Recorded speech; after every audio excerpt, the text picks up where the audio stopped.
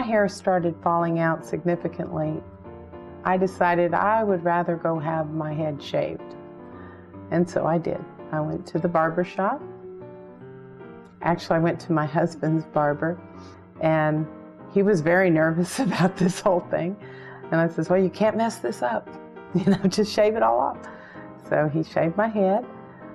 We had a lot of fun. As when I was bald, my daughter would come over. She would put tattoos on my head for special occasions. The American Cancer Society is wonderful because they'll loan you wigs to wear. And then they made the mistake of telling me that I can exchange that wig. Well, gee, cool. I'm going to another party. I need another look. So, I'd be a redhead at one party and a blonde at another one and brunette. So I had a lot of fun with the wigs. But the wigs were hot. And once I found out that I took my wig off in public and people they weren't offended by that, so then I started going bald. And so I went bald most of the last probably 3 or 4 months of my chemo. And that went very well. Once I decided I wasn't going to die, my main issue, and most of all that, was my hair. Mm-hmm. It was...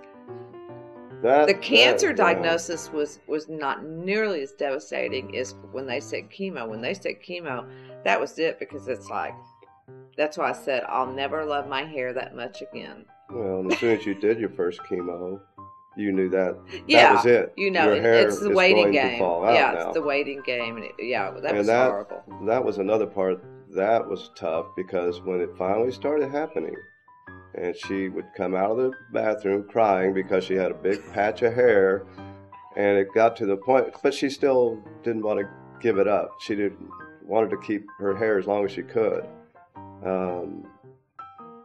And it did finally get to that point where it was just too hard to go through that every night when she brushed her hair. I just didn't know how cute I was going to be bald. If I had to do it again, I'd probably shave it a week out of chemo. That's tough. I think watching it fall out the couple of days before I got it shaved was... that was actually martyring. It was.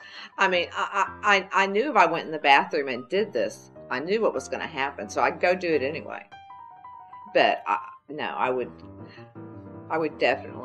shave it before it ever came out, because the thought of losing your hair is actually worse than losing your hair. Once it's gone, that fear and that process is over. You've gone over. You've beaten another battle in your cancer journey by getting past that. And that's one of the walls you have to climb over when you have chemo, is that you have to accept that your hair's going to fall out, but it always grows back. Did you lose your hair? Yes. Did you wear a wig? How many? You can be anybody you want to be with a wig. Doctor gave my mom a special medicine, and it made my mom lose hair, all of it. And she became bald. And we made a joke that she was GIA mom. I used to put some cream on my hand, and I used to rub her head, and she said it felt good. As it grew, I like playing with her hair now because it's fluffy and curly. Well, when my mom lost her hair, it was kind of awkward at first because I never thought I'd see my mom bald. And it's not every day you come home to see your mom bald. So I ended up getting used to it, and I did not like the wig she had.